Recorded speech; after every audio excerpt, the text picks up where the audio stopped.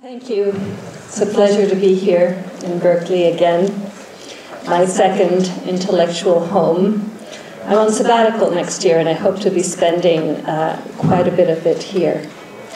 And I thank you for feeling so welcome. There are people here who were at my talk 2 years ago who've again brought me wine. And there is a young woman who brought her daughter, who drove all the way up from San Jose, and I'm touched. Thank you. El telepresidente, el copetudo, el copetesaurio. These are the nicknames that have been given to Enrique Peña Nieto, a president with a 6% approval rating, the lowest level of acceptance in 20 years. These are the epithets with which he's been baptized after promising to move Mexico, and he has done so, but many would argue in the wrong direction. The country has moved from delirium to disenchantment, from the blissful honeymoon to the acrimonious divorce, from the presidential sash that Peña Nieto showed off to the point where it has become too big for him, where we no longer speak of the Mexican moment, but rather of the Mexican morass, where the PRI can still win elections, but with declining margins and worse perceptions. An era of political regression and social resistance in the face of its implications. Because now we know that the Peña Nieto project entailed only an attempt to re-centralize power in the hands of the PRI, but not an effort to reconstruct and remodel the state. An ambitious but ill-fated project based on reforms, but not enough of them, built on corruption and undone by it. It didn't seek to make the pie bigger, but rather to slice it up among party stalwarts and privileged contractors. It didn't really seek to enhance competition, but rather promote state-administered competition that ended up shoring up crony capitalism. It didn't seek to combat corruption, but rather take advantage of it. A government that was featured on the cover of Time magazine as saving Mexico, with 11 structural reforms that were celebrated, some of them by me, at the time of their approval, but diluted or sabotaged at the time of their implementation. 11 structural reforms approved by opposition parties that didn't even read what they were approving, yet bought into the Peña Nieto narrative because their own survival and reputation seemed at stake. Accepting top-down reforms without seeking bottom-up consensus. Accepting, in the case of telecoms and energy reform, a regulatory framework that is too weak to contain the veracity of the participating consortiums. Accepting, in the case of education reform, a rollout that didn't take into account the views of unions, that didn't even comprehend what the reform entailed. And then the summary executions by the military in Tlatlaya, the disappearance of 43 students in Ayotzinapa, and the involvement of the municipal, state, and federal police in a case that to this day remains unsolved. The corruption and conflict of interest revealed by the Casa Blanca scandal, and the house in Malinalco scandal, and the Ixtapan de la Sal house scandal. The massacre of civilians by the federal police in Tanhuato, growth estimates that keep falling and homicide rates that keep growing. The recent and fundamental report published by Gerardo Esquivel for Oxfam that shows how 16 Mexican multimillionaires have a fortune equivalent to 9% of GDP. The liberalization of gasoline prices at a time of economic anxiety, coupled with the devaluation of the peso, that, as you well know, has become a psychological measurement for many regarding the stability of the country. And in the face of this crisis of impunity, insecurity, and inequality, the response from those who work at Los Pinos, the presidential residence, is that they have encountered strong resistance from Mexico's veto centers. When it is precisely those veto centers and those vested interests that propelled him into power.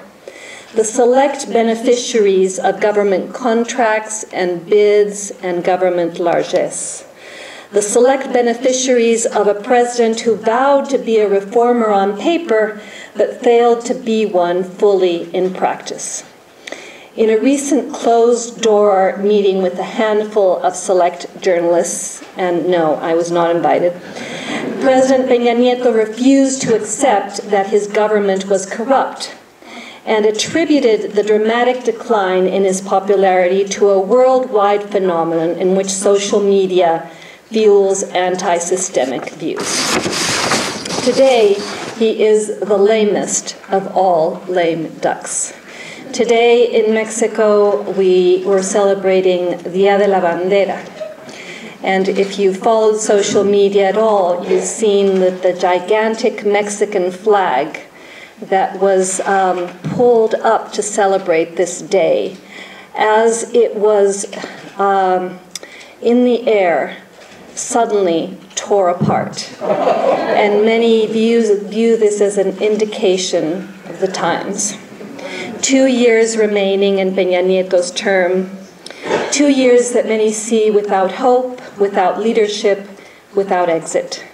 Disapproved by public opinion and the international press, a failed presidency at the helm of a state that cannot fulfill its primordial duties to assure security, stability, growth, human rights, equality, the rule of law.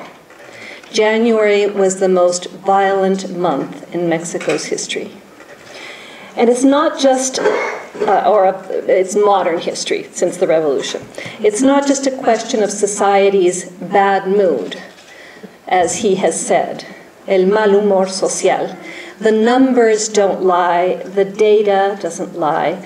Look at the downgrading of Mexico done by Moody's and Standard & Poor's, the level of indebtedness that Luis Videgaray, the former finance minister, today Minister of Foreign Affairs, promoted, the resignation of the head of the central bank in light of an impending crisis of the sort that we lived through at the end of the Salinas term. And yes, it's true that part of the problem is not of Peña Nieto's own doing. Not the fall in the price of oil or the uncertainty created by the election of Donald Trump or his expressed and reiterated intention to use Mexico as a whipping boy. But the Peña Nieto administration is responsible for permitting Mexico's internal debt to grow to 50% of GDP, for allowing government spending to be channeled in an opaque fashion to salaries for high-level bureaucrats, to electoral cycles, to corrupt deals, to the intense promotion of his own image. During the first 3 years of his term, the Mexican government spent, but the economy didn't grow.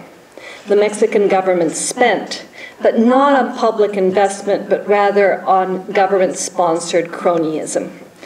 Mexico's problems have been compounded by the global context, yes, indeed, but a large part of the blame resides on economic mismanagement by Videgaray and his team, who never fulfilled their promises to rationalize public spending, who reneged on their commitment to maintain a balanced budget, who with their actions, politically and clientelistically motivated, increased the debt in an irresponsible fashion, who by doing so generated a level of distrust that undermined investor confidence in structural reforms, who by their decisions and omissions produced a deficit of credibility among investors, both domestic and international, that has led to capital flight and speculation against the currency, thus exacerbating the recalcitrant reality of a country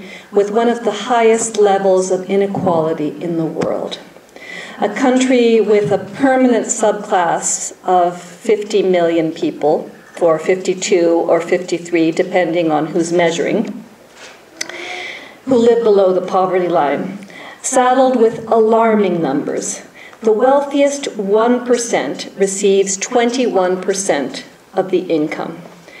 The wealthiest 21% concentrate 64.4% of the total wealth of the country. The wealth of the 16 richest Mexicans grew 32% between 2010 and 2012, and this growth exceeds that of many other fortunes across the globe.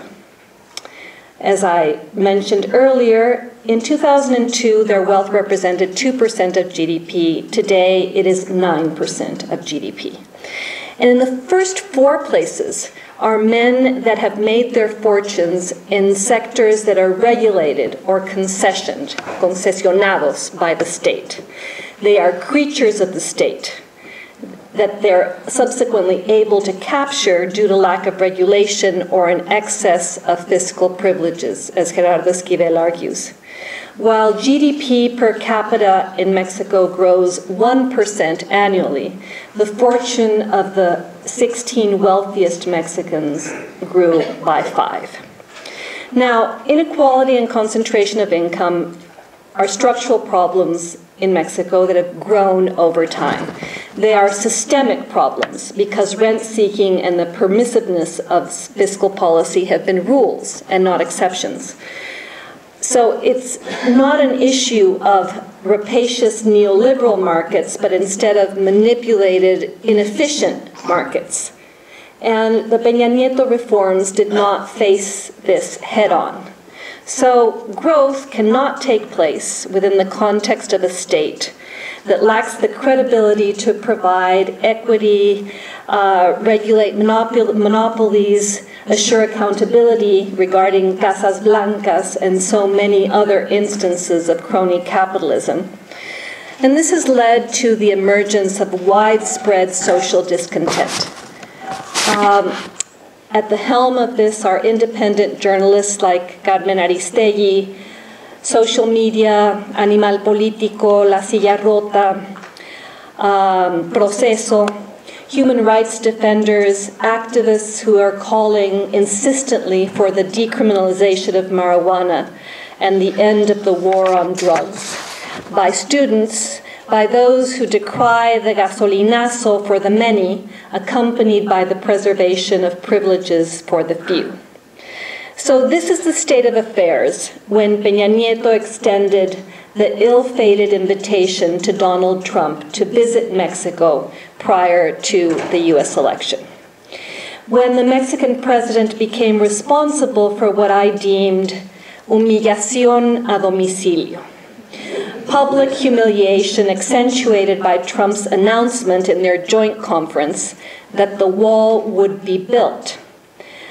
And Peña Nieto simply stood there in sullen silence, accentuated by Trump's subsequent tweet, and then the Mexican president arguing that he wouldn't pay for the wall and that he had insisted upon it in private, accentuated by the fact that only 6 hours after Trump had said that he liked Mexicans a lot and we were truly wonderful people, great, he stabbed us in the back by pronouncing a virulent anti-immigrant speech in Arizona.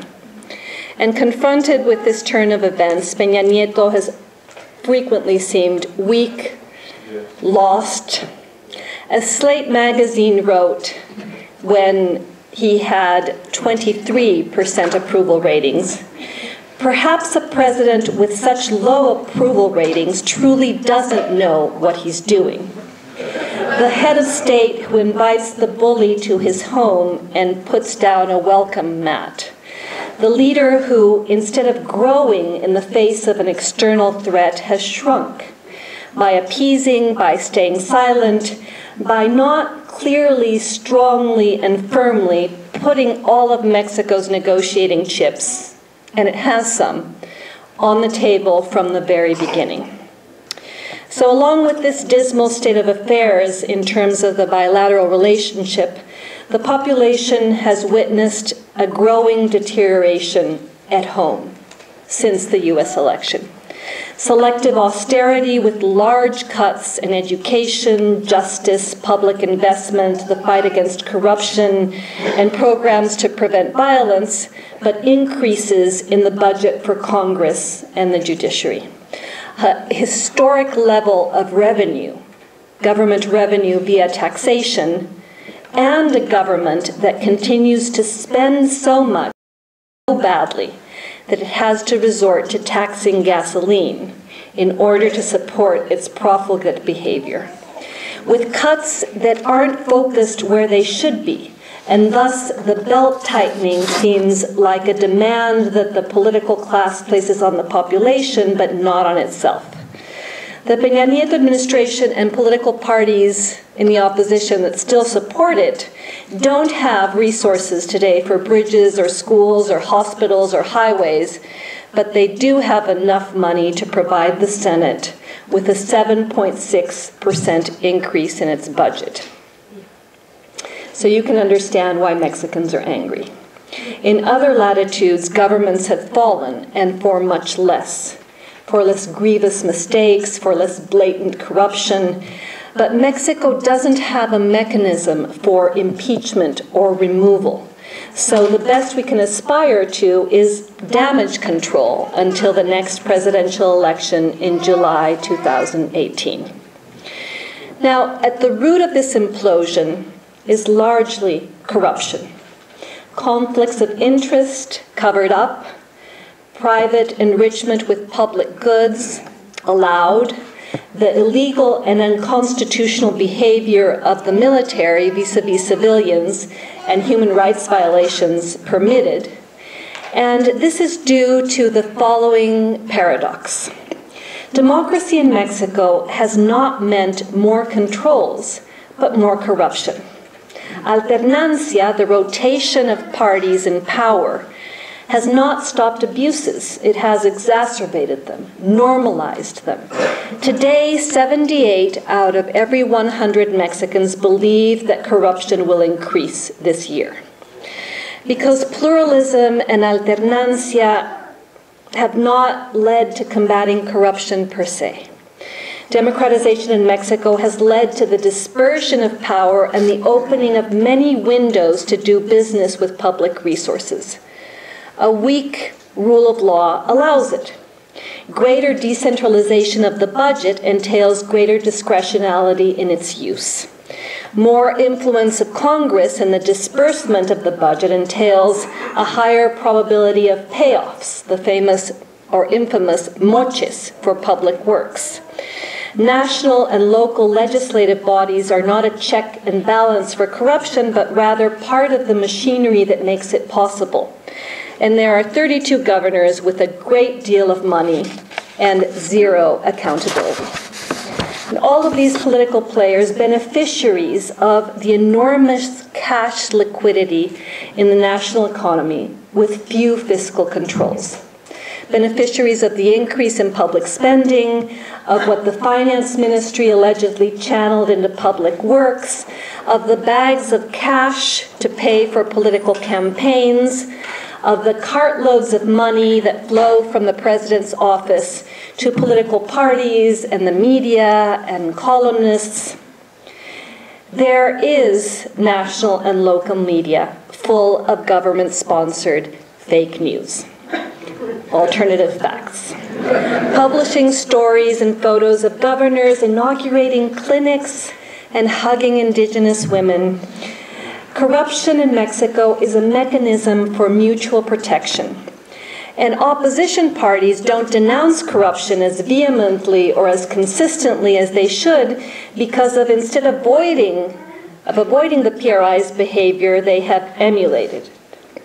Governors have perfected the state model for perfect pillaging. This is the case of Veracruz and its governor, Javier Duarte, currently on the lam. Veracruz as a microcosm of how an omnipotent governor could become a despoiler. The governor of Veracruz handed over millions of pesos to 73 apocryphal companies that never existed in order to supposedly buy blankets and medicines and school supplies and shoes, resources that never reached their avowed destination due to an elaborate system designed to create partnerships in which Duarte and his team could channel public money into private hands, leading to what is a national disgrace. The recent discovery that at least 70 children in Veracruz were given distilled water instead of chemotherapy. The Veracruz model, which is also the Mexico model, the PRI's standard operating procedure for creating fake businesses, channeling money to these businesses and later closing them. And what no longer surprises, but does create indignation, is the passivity or the indifference of the authorities. The lackadaisical attitude of the Attorney General's office that received 32 official complaints from the Federal Audit's Office, but never acted on them, probably because Duarte had funneled money into Peña Nieto's presidential campaign and other elections, as was the case with many other governors, accused but who remain untouched. And while the PRI waits for the Duarte storm to pass and for the scandal of this week to cover up the scandal of last week, what is becoming increasingly obvious is that the PRI's modus operandi is finally having electoral results. The PRI has managed to turn the country's fragile democracy into a partisan kleptocracy, using its time in government to squeeze those who finance it via their taxes. The PRI is used to stealing, and the population is used to that happening. Mexico was the birthplace of what Vargas Llosa deemed the perfect dictatorship, and now it is the home of the perfect pillage. Eduardo Buscaglia is right. Frequently, organized crime in Mexico is in the government itself. At the state level, among ministers, among municipal presidents, among those who enabled drug kingpin El Chapo Guzman to escape not once, but twice. And that's why it's not surprising that so many governors are in hiding or have been able to evade prosecution. Because in Mexico, the judicial system doesn't prosecute thieves, it protects them. So it's no wonder that today the words used to describe Mexico's political system are the words disenchantment, disillusionment, incomplete democracy, failed transition, failed representation, institutionalized impunity, simulation, regression. Instead of responding to public interests, the political class promotes private ones. Instead of resolving problems, the country's institutional architecture simply kicks them forward. Instead of generating rules for representation, current rules deny that representation to ordinary citizens because to this day we still don't have re-election. What we do have are rules for electoral competition. Many of them applauded but incomplete, because what they've done is simply perpetuate the rotation of elites. A rotation of elites inaugurated by the PRI and then encouraged by other parties that have taken advantage of the system. A competitive democracy, but one that doesn't allow any form of effective representation or accountability. And that's why today only 4% of the population trusts political parties. Only 10% believes that its elected representatives actually legislate in their favor. The population looks at parties and sees a story of priización, of opposition parties that promised something different and then emulated the PRI once they got into office. They see parties with differences in terms of what they offer, but similarities once they govern. They see pluralism in terms of the public offering during campaign time, but they see too much copying, mimetización of the PRI in terms of actual governance.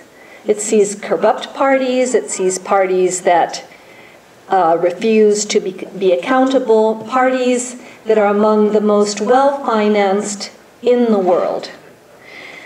So this dysfunctional democracy that we created back in 1996 and that we were so proud of has now shown its warts. It assures elite rotation, but it does not assure representation. It assures competition among parties. It does not force them to be accountable.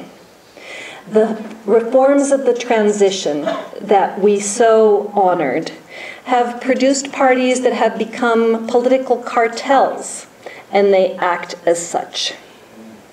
Today, 60% of Mexicans don't know who to vote for, and they don't know if they even will, because the sense of political orphanhood has become so widespread. And so it is in this context that we should analyze the election in 2018, and looking at the specific candidates, what can we see? Well, there is Margarita Zavala, dignified, irreproachable, respected, the probable candidate of the National Action Party, always with the precise word, the perfect gesture, the proper tone, always with the sensibility that her husband so frequently seemed to lack. Margarita was and has been that, the discreet wife, the loyal wife, the good wife, as in the television series of the same name. But that position of unconditional loyalty towards her husband is what might make her presidential bid unviable, because of what she knew and did not speak up about, because of what she allowed to happen, and it did, because of the failure of the National Action Party over 12 years. And she's not just any ordinary independent citizen, a political tabula rasa. She cannot be an option that denounces the establishment because she's been a part of it. She was a collaborator, an accomplice, a co-conspirator of Felipe Calderón's government. She listened, counseled, applauded. She wasn't simply a spectator. She's too smart for that. But precisely because she wasn't simply a passerby, the questions and criticisms about his term need to be directed to her as well. From a privileged vantage point, she saw the mistakes that her husband made, and yet she has not acknowledged them or distanced herself from them. And therefore, she's not been able to explain why she wants to be president. For many, she is offering a facsimile version of her husband's time in office. And she still doesn't understand this. She believes that Peña Nieto is so reviled that Felipe Calderón will be revalued. But I think she's mistaken. Yes, in contrast with the current government, Calderón's administration isn't remembered for corruption, but it is condemned for the violence it produced, the selective application of the rule of law it allowed. It is criticized for the insecurity, the violence, the counterproductive war on drugs it launched. Therefore, in order to win and govern successfully, prudence and tact and amiability and the famous rebozo won't be enough. Margarita lacks a vision for Mexico capable of generating fire in the belly, indignation with the status quo, trust in public policies that are capable of shaking up and remodeling a disillusioned, disenchanted, divided country. And that will not be achieved with what we have seen from her campaign up to now. Small proposals with little boldness, little imagination, dignificar la política. So if Margarita wants to transcend, she should learn from Alicia Florrick, the protagonist of The Good Wife. In the end, she didn't care about being a loyal spouse. She preferred to win. As for the current front-runner in the polls, Andrés Manuel López Obrador, running for the third time, he seems to be transitioning from the rancorous republic to the amorous republic, from the raised fist to the extended hand, from the tropical messiah to the pragmatic politician. That is how he's trying to reinvent himself, reposition himself, no longer as the provocateur who's going to ignite the prairie, but as the politician who promises to put out the fire. No longer as the man who damned the institutions to hell, al diablo con las instituciones, but as the realist who seeks to reinvent them. The preacher is ceding terrain to the conciliator. The social leader wants to become the professional politician.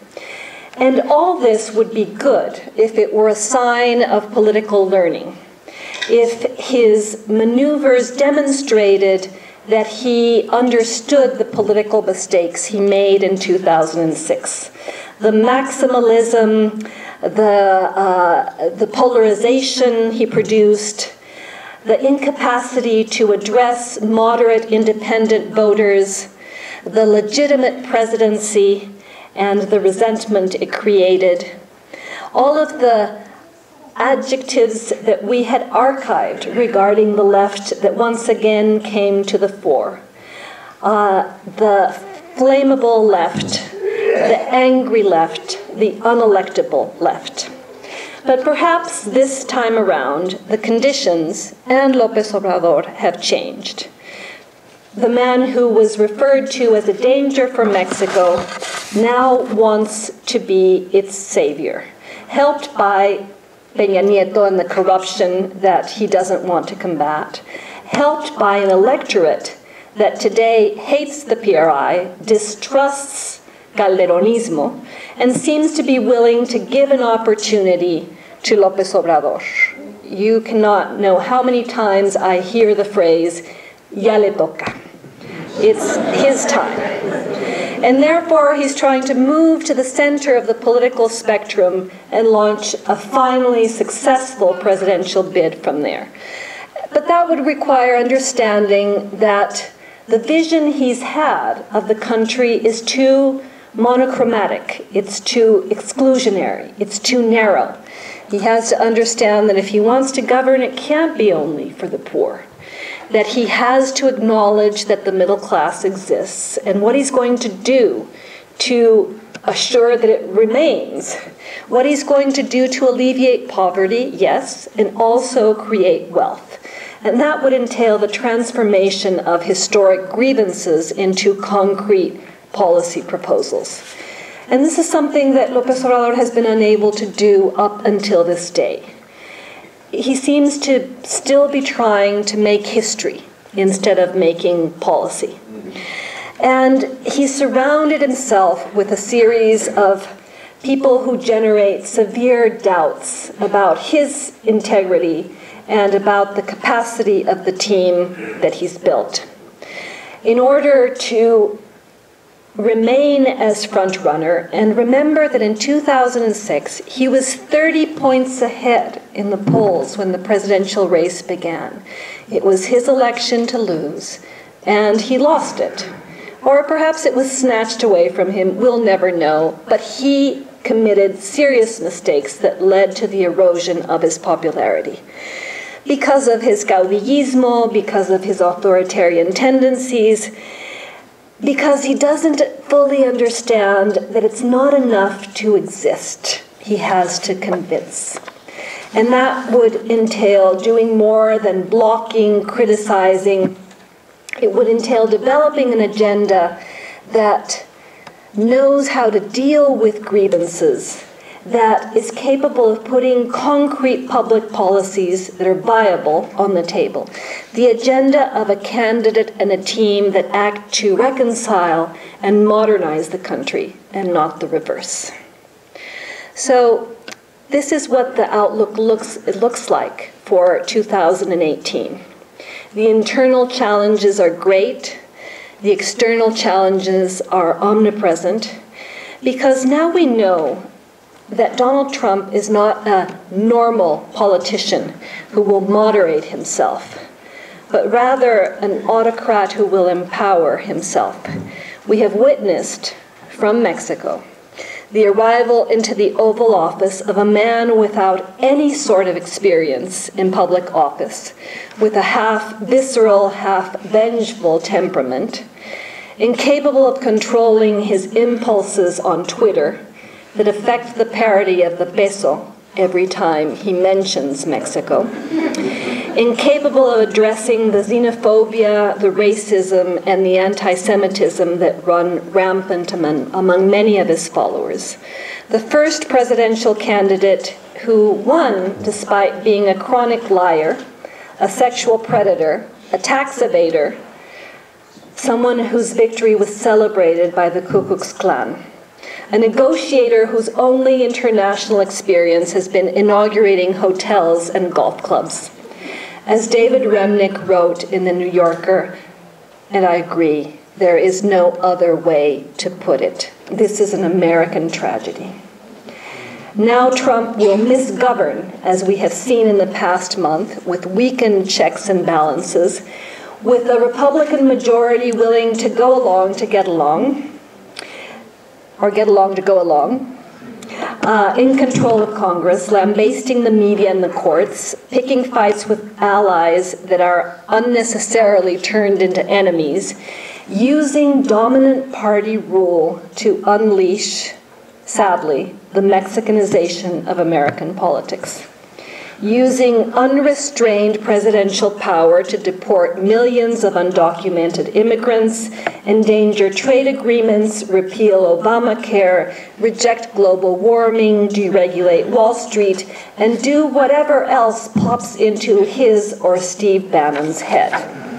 That and more, because there is no reason to believe that the delirious Trump of the campaign will eventually become the reasonable politician of the Oval Office. On the contrary. So what to do? Many in Mexico are bewildered, anxious, afraid, overwhelmed by the feeling that in the current context, the country has no remedy or solution or path or horizon or salvation, when the real answer is there, at home. It lies in using this internal and external jolt to clean up our own house and strengthen our own walls, our democratic walls, and deconstructing the other noxious walls we have built.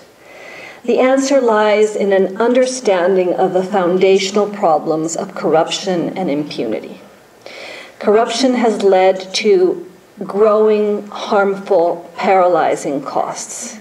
Corruption in Mexico today is the main obstacle for the competitiveness of the country. It leads those in power to spend more resources on construction projects, the most opaque and the most prone to cheating. It leads to the discrediting of institutions allegedly in charge of combating it, including prosecutors' offices and the courts. It leads to investment decisions that don't produce social benefits, but rather rent-seeking. Corruption has distorted the economy by inhibiting competition and innovation and risk-taking, because it doesn't matter how talented you are, but who you know. Corruption has turned Mexico into a country of sewers. Cheating, lying, and stealing have become Mexico's #1 enemies, the biggest impediments for the economic and democratic evolution of the country. The World Justice Project recently published its comparative index of the rule of law, and the results from Mexico are disheartening, to say the least. We fell 9 places in the last year, to the 88th spot out of 133 countries. Below Burkina Faso, Zambia, Tanzania, Iran. And the worst indicators have to do with corruption in the criminal justice system. For the reasons we all know, a political class of every ideological stripe that does not want to lose its accumulated privileges and assured impunity. A national anti-corruption system that has started off very slowly and will require autonomous prosecutors, which it doesn't have currently. A rotten judicial system that hasn't been able to adapt to the demands and requirements of oral trials. A police force that was created to be an instrument at the service of the powerful and not a mechanism for the protection of citizens. Prosecutors that don't investigate, judges that close their eyes in the face of torture, a military that is gradually taking over the tasks of public security for the police when it shouldn't.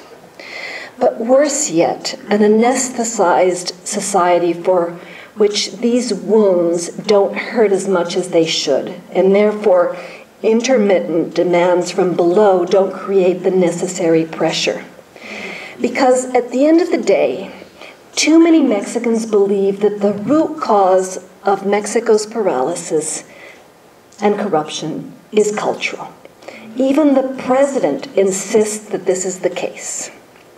However, this way of thinking and justifying the unjustifiable is profoundly damaging to the country and its citizens because it suggests that Mexico is corrupt due to tradition, Tocquevillian habits of the heart, DNA, history. But if all Mexicans are corrupt by nature, it truly means that the country has no way out. El último que se vaya, que apague la luz. The problem then has no solution. The problem doesn't have identifiable culprits or institutional remedies. When the president and the political class argue that in Mexico corruption is everybody's fault, they are ascribing a false equivalence between the White House scandal and the woman who steals fruit in the market to feed her family. Given that everybody is bad, what is bad cannot be identified or combated beyond doing what the president is doing today, which is appealing to social decency and a return to moral values. But as James Madison famously wrote, if men were angels, no government would be necessary. The root of corruption in Mexico, in government and society, isn't cultural, it's institutional. It's not a question of habits, but of incentives. It's not what society allows, but what government doesn't sanction. Citizens are corrupt because politicians have created laws to allow and enable corruption, to make it a necessary condition for the survival of the current political and economic system based on cronyism. A predatory state creates a predatory society. A state that breaks laws produces citizens that disobey them, not the other way around. Because what would have happened if the contractor who used influence peddling, as was the case of the Casa Blanca, in order to obtain contracts, had ended up in jail, along with his partner in crime? What if the Casa Blanca affair had led to the removal of Peña Nieto from office? That is where we need to go as a country, and therefore the fight against corruption does not transit only through the government's exhortation for citizens to behave like angels. It necessarily entails a process of institutional renovation that includes investigations, sanctions, jail time for little and big fish. And the new anti-corruption system that was pushed from below, that started with the Ley 3 de 3, is a small first step to denormalize what many do and so few pay. It will require an autonomous attorney general, an autonomous anti-corruption prosecutor, a large enough budget, specialized tribunals, and all of this will happen only if public pressure doesn't melt away. Otherwise, Peña Nieto and all those who benefit from corruption will have triumphed, making many Mexicans believe that they are as corrupt as the people who govern them. So to conclude, given these cloudy times, these tiempos nublados, as Octavio Paz would have called them, many in Mexico are calling for unity, calling for patriotism, calling to close ranks and use lovely words and emblems and national anthems to confront harsh realities. The reality of free trade endangered, the bilateral relationship threatened, a neighbor gone wild, the dream that was North America coming to an end, the forced Megxit that is happening at our expense. And all of this allegedly happening because of Donald Trump, someone who I believe we should all confront and criticize on a daily basis in Mexico and here, not only because of his policies, but because of his temperament. Using as a point of departure the argument that normalization and appeasement will not stop a pathological narcissist who is putting his country and the world at risk. There will be no possible domestication, no possible good negotiation. Every bad decision since day one underscores this. And I hope my passport isn't taken away from me. The U.S. is currently governed by a dark, cruel, divisive man and his cabal. And therein the probable results: a constitutional crisis, a confronted, polarized society, a breakdown of international alliances, a possible impeachment, and if not that, a great deal of damage. And the only ones capable of containing that damage are those who remain angry, those who remain indignant, those who do not accept as normal the abnormality that Trump has invoked, those who should not remain calm because, as Simon Schama has written, accepting the verdict of the polls does not entail the suspension of dissent.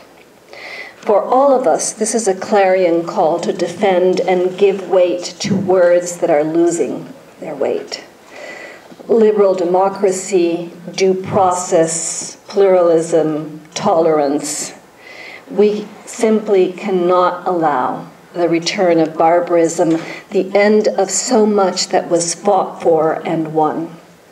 Equality for women, for the LGBT and transgender community, the legalization of immigration, the end of an era that was not a mess, but did ignore deep inequality and profound resentment for those left behind. We'll have to acknowledge that and also be militantly disobedient. And I say this coming from Mexico and in Mexico. Militantly disobedient with civil actions that articulate the dignity of the citizen, of women, of Muslims, of African Americans, of Jews, of Latinos, of immigrants from all walks of life.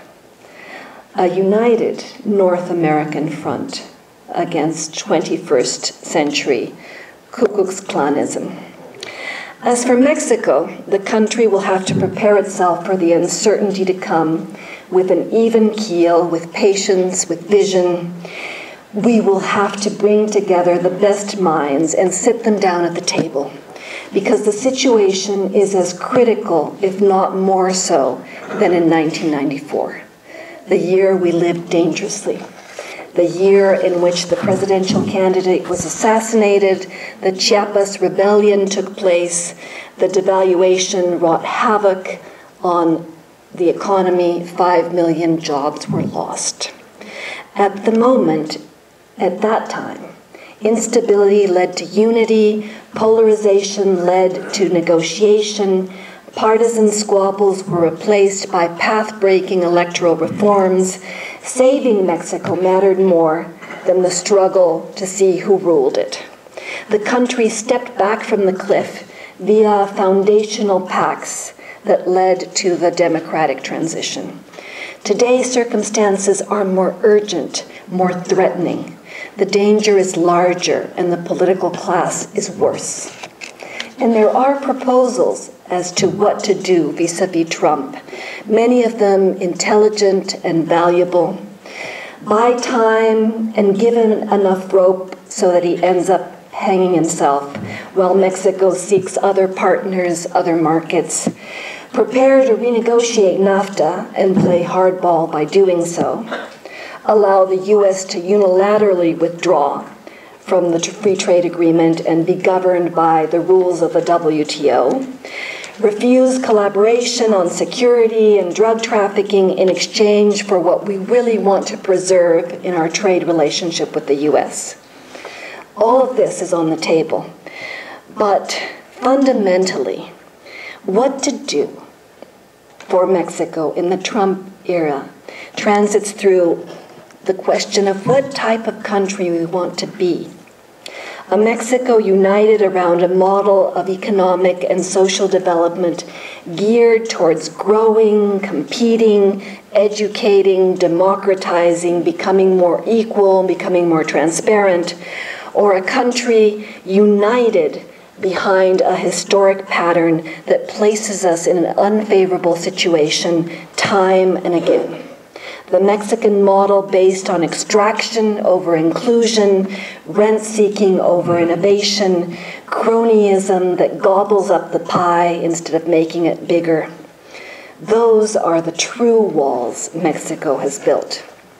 Created by Slim and his monopolies, by the PRI and its corruption, by political parties and the farcical democracy they've erected, by their lack of representativeness. So by all means, unity, but around a Mexico that internal and external blows should force us to recreate. Unity to demand transparency of government spending, of every peso in light of the gasolinazo. Unity to reduce party financing by 50%. Unity to fight corruption, even if it is in Los Pinos. Unity to create a rule of law that actually works for ordinary citizens. Unity around a political class that is willing to reform itself and not just protect itself. Because Trump kicks and humiliates us, but we can and we will resist if we behave as true patriots. Those who defend their country from strange enemies, extraños enemigos, as our national anthem says, and also from bad governments. The true patriots, as Mark Twain described them, those who defend their country always, and their government only when it deserves it. And finally, a word of warning for my fellow Mexicans, many of whom are sitting in this room. These are not times for providential saviors or conservative nationalists or proto-populists or amiable wives of former presidents.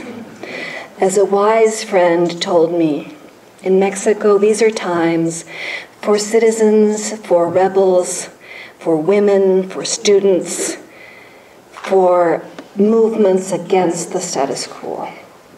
So let us all contribute to the honest, energetic, pungent debate that we need and deserve as a country, motivated by a phrase by Havel that resonated with me from the first time I read it. The ability to do something because it is right and not because it will triumph. The opportunity to carry and defend and expand what we have achieved from below. Marching, mobilizing, resisting, lobbying, learning to draft legislation so that more Mexicans can stand tall having achieved what we never thought possible 20 years ago. The National Transparency Institute, the Right to Choose in Mexico City, the National Anti-Corruption System, independent journalism, the movement to create an independent judiciary. These modest, indirect, long-term changes that are changing how power is exercised in Mexico. The achievements of our time. There is where I am inviting you to stand, defending them as we fight for more. Thank you.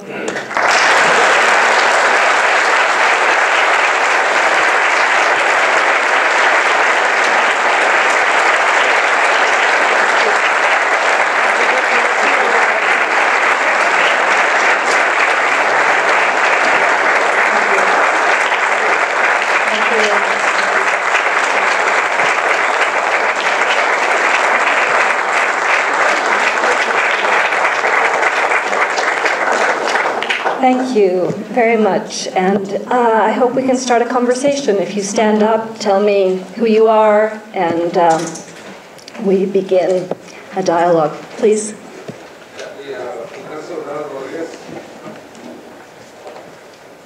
Nacho, bienvenida. Es un orgullo estar aquí en la University Archives. The Mexican diaspora is here. It's across the country. I haven't heard much about remittances, millions and millions of remittances. What can the Mexican diaspora in the U.S. do more of? How can we control the remittances to demand more from government and people? Well, I read today that the Bank of Mexico is trying to set up a system that will allow Mexicans to continue sending remittances without having to go through the U.S. banking system, because, as you know, remittances may be under siege. It's one of those sources of funding that Donald Trump has threatened to use to build the infamous wall.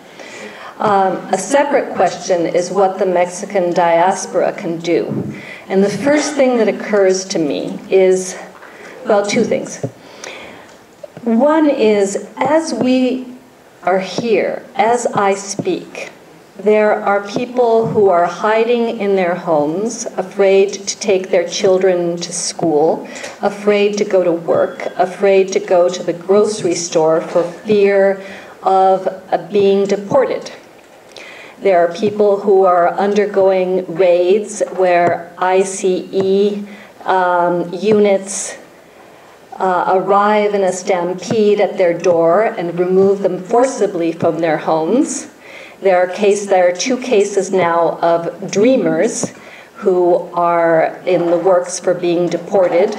We have seen stories of undocumented immigrants who are being seized outside the courts and in hospital rooms, or who are taken off airplanes on domestic flights.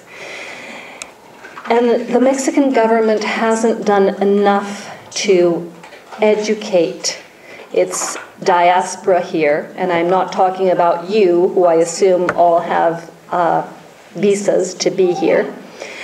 It has not done enough to educate people about their rights and what they can or cannot do. From the basic thing of you don't have to open the door. You have to ask for a warrant. You should not let anyone in your home unless they have a warrant for your arrest. If you are arrested, you have the right to remain silent.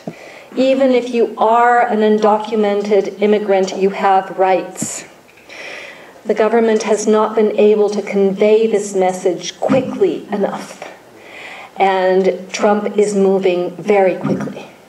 So I would hope that all of you engage in a movement to protect people, to inform people. There are now many illegal immigrants who are seeking people who they can transfer the guardianship of their children in case they are deported and their children are left behind.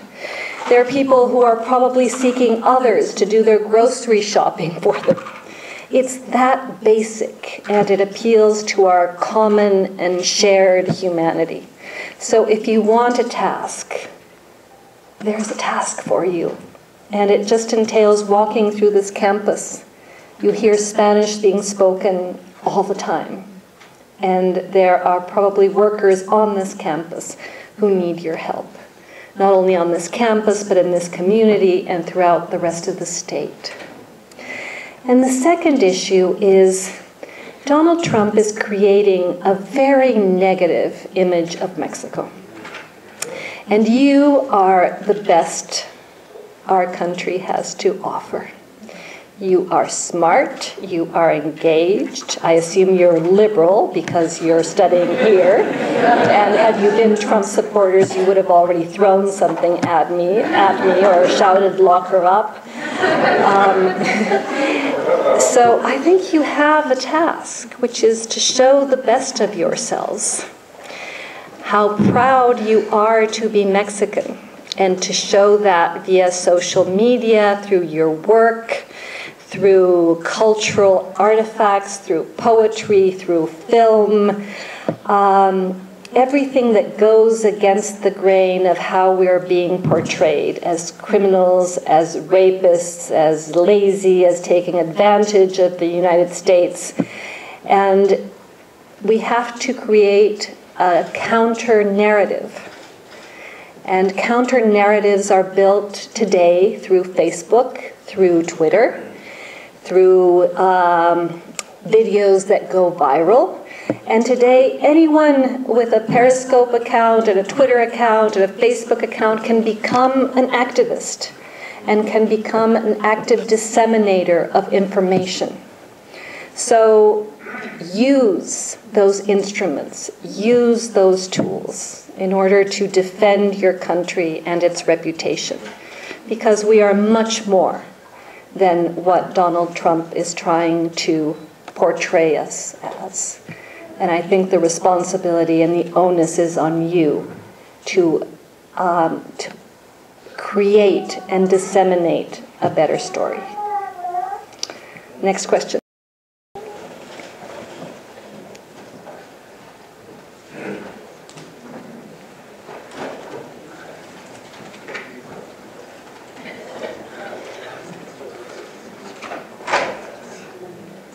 Thank you, Denise, for a very insightful talk. My name is Javier Sanchez. I'm a fourth-year industrial engineering student here at Cal. With regards to López Obrador and his bid for the 2018 presidential election, do you believe that someone who is a career politician, who is very much a political insider, and also very much a part of the current corrupt political system that you just described, will have the will and the ability to enact meaningful reforms that can change that system? I'm glad you asked the question, because it's what many Mexicans are asking themselves. Many people who already voted for the National Action Party. I mean, I voted for Vicente Fox in the year 2000. I voted for Andrés Manuel López Obrador in 2006. I'm still in therapy.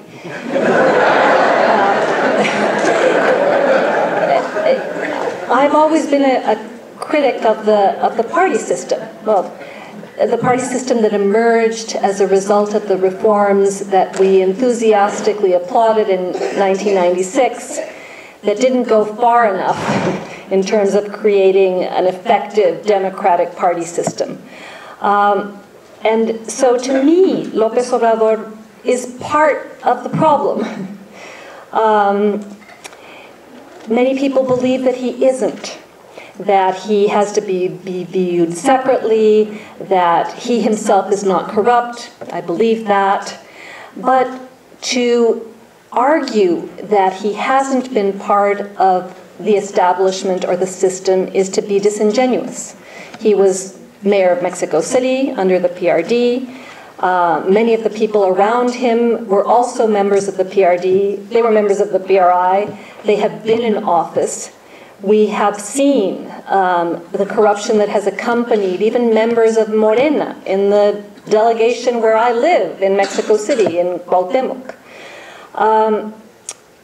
He has managed to create an image of himself as a progressive force. When, if you're a progressive and a person of the left, you feel politically abandoned. I consider myself if I were in Europe, I'd be a social democrat. If I lived here, I would be on the left of the Democratic Party. If I lived in Canada, I'd be a liberal. People like me in Mexico are politically disenfranchised. We have no representation because someone like López Obrador does not offer an agenda that is able to make market and the state compatible. He does not offer an agenda for innovation or competition. He is at heart a statist. He is at heart an economic nationalist.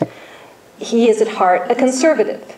The right to choose wasn't enacted in Mexico City until after he left.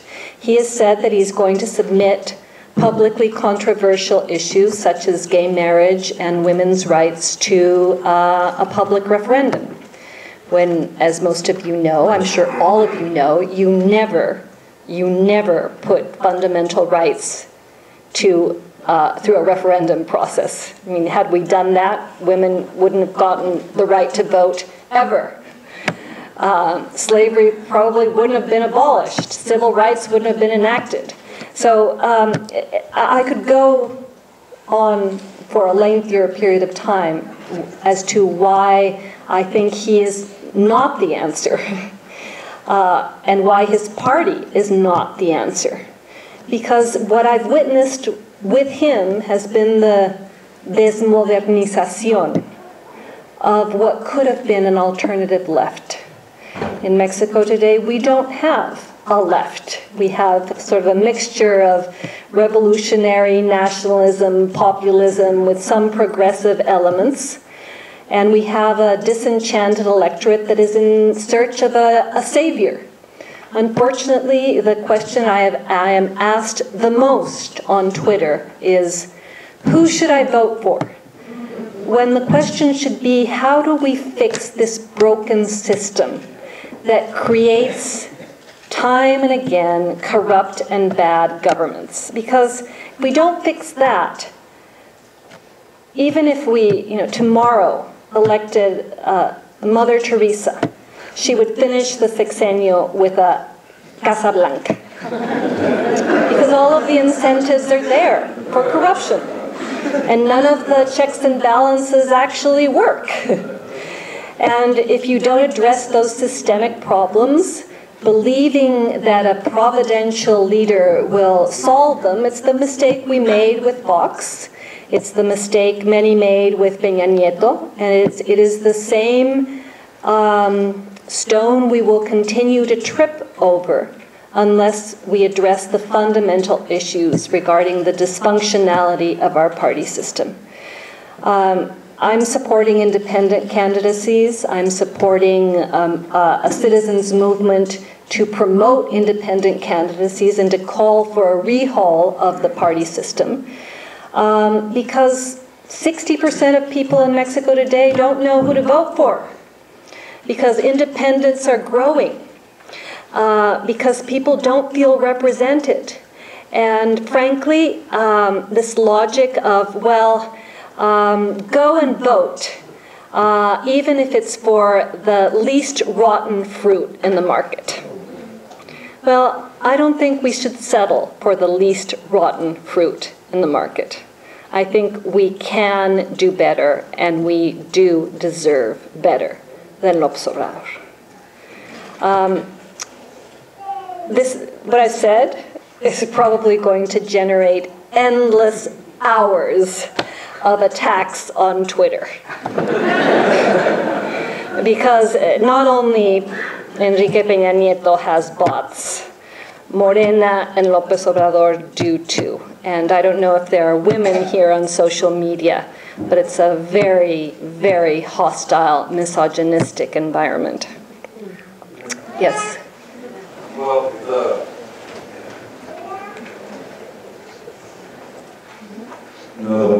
por México tan cerca de los Estados Unidos, ¿verdad?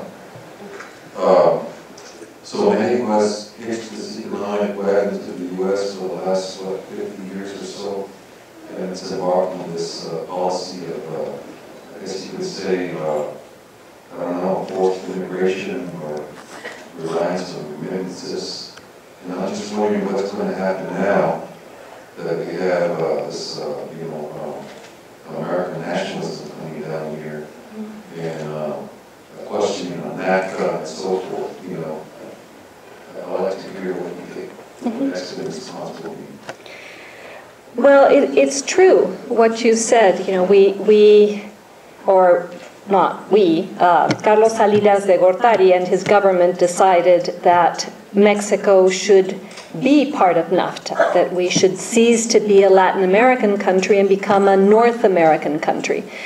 And it seemed at the time like not a bad bet, given the volatility of the Latin American neighborhood. And NAFTA ensured stability. It assured that Mexican governments subsequent to the signing of the agreement would not have a lot of leeway in terms of economic policy. So, populist, irresponsible policies of the past would be hard to enact in the context of the free trade agreement. So we put all our eggs in the North American basket. And for 23 years, that basket provided some benefits. I mean, the NAFTA was successful insofar as trade. It turned Mexico into a manufacturing powerhouse. It did not turn Mexico into a more equal society or a more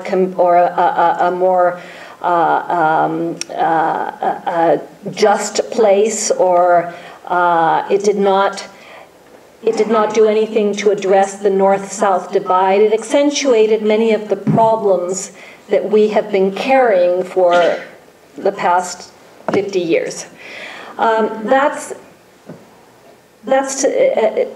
I guess my argument is we can't blame free trade for everything that has gone wrong in Mexico over the past 20 years. Free trade didn't create poverty, it didn't create inequality, it didn't create concentrated oligopolistic economic structures that have been very hard to deconstruct. And now that we put all our eggs in one basket, and the owner of the basket is picking it up and taking it away, we are suddenly confronted with what are we going to do? And none of the answers are particularly good for Mexico. A renegotiated NAFTA would probably entail a worse deal for Mexico. Being kicked out of NAFTA would put us in a situation where we have to seek alternative markets that are further away, and Latin America doesn't have the capacity to absorb what Mexico is exporting. And we'd have to confront our own demons that we haven't had to confront because we had an escape valve. We had Mexican immigration to the US, and we had the safety net that oil always provided. Now that we're running out of oil and that immigrants may be returning, we're suddenly faced with the fact that we have not been able to create internal engines for growth, that we have a permanent subclass of 50 million people, that we have no way of incorporating those who return to the formal economy when 50% of those in the workforce actually work in the informal economy. And I've always said that Mexico would be forced to change in a dramatic and painful way when it ran out of oil. So that is happening, but that is also coupled with Donald Trump's presidency and the closing down of the dream that was North America. So all of this is going to be extremely painful for Mexico. But perhaps a necessary, painful wake-up call that forces us to deal with things that we never wanted to deal with, which is What have we been doing that has led 400,000 people a year to cross the border in search of opportunities that they can't find at home? What have we been doing that we generated over $100 billion in oil revenues when the price of oil was at $100 a barrel? And what do we have to show for it? Nothing. What have we been doing that we only give the average Mexicans only 7.8 years of education? When we run out of oil, the Mexican government is going to have to do two things that it's never done. Actually tax people and educate them. And those are two good things. Because when it starts taxing people, which it didn't have to do because the government ran on the revenues from oil, people who are taxed will, as I do, believe I pay taxes religiously, not only because I think it's a moral imperative, although it's irrational to pay taxes in Mexico. But I pay them because I say that compro el derecho a quejarme. I buy the right to complain. Well, if others start paying taxes as they should, because we have, our tax collection amounts to only 12% of GDP, which is among one of the lowest percentages in Latin America. When people start getting taxed, truly, they're going to start to complain. And then we're going to create virtuous cycles of exigencia and accountability. And secondly, the Mexican government will have to educate its people, which it didn't have to do because it allowed them to either flee or it gave them things, which it bought for with oil revenue. It gave them blenders and bicycles and sacks of cement, and in every election cycle, there it was, the ogro filantrópico that Octavio Paz described. Well, if the Mexican government runs out of money and is unable to sustain the clientelist, corporatist framework that it put into place many years ago, then it will discover that we have very little to offer international markets because we haven't educated our people to be able to create value added. And so all of this will ultimately be beneficial for Mexico, but it will take probably a generation. And things are going to get a lot worse before they get better. One last question, because I unfortunately have to leave. Go ahead. Yes. I'm Elena. I'm a Mexican with a visa. I come from Chiapas, and the situation in Chiapas has been the general situation of Mexico, where we go from, I almost feel like I'm getting integrated at this microphone, but where we go from bad to worse, right? So we came out of Sabines, who left us with 40 million pesos of 40,000 million pesos of debt, who's now in Orlando doing his life as a consulate, or whatever the word is. And then we have Maveco, who is like a joke. And ever since I started here, I worked here, I went back because I was tired of hearing all of this. And I agree with you, we should make them responsible for this. And as you have to pay my taxes, I've never ever paid a mordida. I've never, have my business in line. And I think that gives me a right to complain. And I've done it. I've fought mining, predatory mining in Chiapas. I fought bad public infrastructure. I fought the election in 2015. We had a big movement in Chiapas against the Partido Verde taking over the entire state. And in Tuxtla, I was part of the Tuxtla Cervinita, and I was one of the people organizing. And I saw in Tuxtla one thing that I've never seen in my life. 20,000 people, more than 20,000 people marching under the rain, every week. It was incredible, but even then, this guy was pronounced mayor by, I think it was 600 votes. That doesn't seem legitimate to me, or that falls in the range of a margin of error. And it takes great resilience, because all of the people we're doing this, we're spending months fighting these things. and it gets tiring. I mean, I've had like 3 types of dermatitis from, you know? And I get what you say, I get that we need to make them accountable, but I keep thinking like, you know, we think, let's launch our own like political guy, but then you know, this past election, a lot of people I thought were respectable friends of mine. It got to the point where, you know, I don't want to be the kind of person that leaves people on Facebook, but I was just like, sorry what I'm going to say, you're fucking me up, and I'm like, so I'm like kind of frustrated with this. So what's your question? I don't know what to do, because it's really, I mean, I'm resilient, and I try to do it, but it takes me so long to fight these things. It takes me 8 months to fight each other. It's like, what do we do?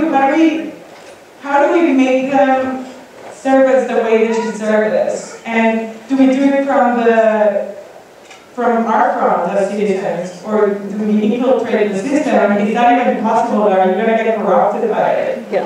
Like, I don't know, I hear you, but I just don't know how to make that happen. Well, you can invite me back, and I'll give you a course on effective citizenship in Mexico and how to do it. I actually wrote a book on this, El País de Uno, Reflections, and it actually it's like a guide of how to be a participatory citizen. But the point of departure is, this is not going to be fast, and it's not going to be easy. I frequently compare what's happening in Mexico today to the civil rights movement in the US.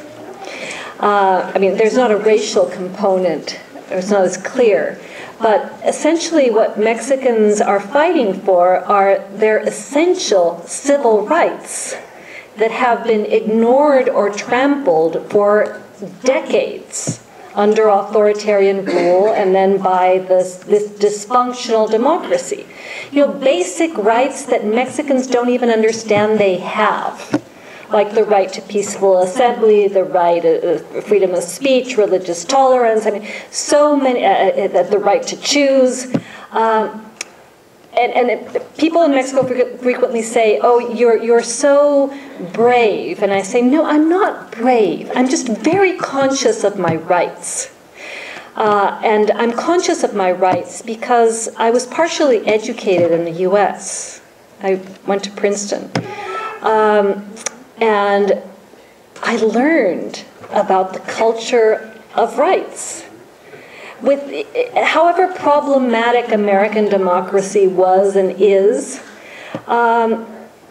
people at many levels do understand their rights, and that's why you see them marching out there. And it's interesting because now in the U.S. you're going to get a taste of what it has been like to be a citizen in Mexico for the past, since I was born. And what it means to march and march and march and lobby and lobby and lobby and have your representatives ignore you or flee from town halls or say that what you're writing is fake news or that you're making up alternative facts, and to try and smear your reputation as a journalist, and to see the opposition weak and divided. So you're going to live through that. And then you'll understand why all the political scientists in the room and many of my colleagues have said, why don't you change things in Mexico? I mean, you've been at it for 15 years. Well, it's very hard to dismantle presidential dominant party rule with weak checks and balances and 40% of the population that supports the system as it is. So I'm sure that those who started in the civil rights movement in the 1950s felt very disheartened for a very long period of time. And having watched the film Selma, and by the way, if you haven't seen the subsequent documentary that Ava DuVernay made, The 13th, you should go out and see it right now. It's about the criminal justice system and the incarceration of African Americans in this country, increasingly relevant because Trump has just reauthorized the construction of private prisons to hold detained immigrants.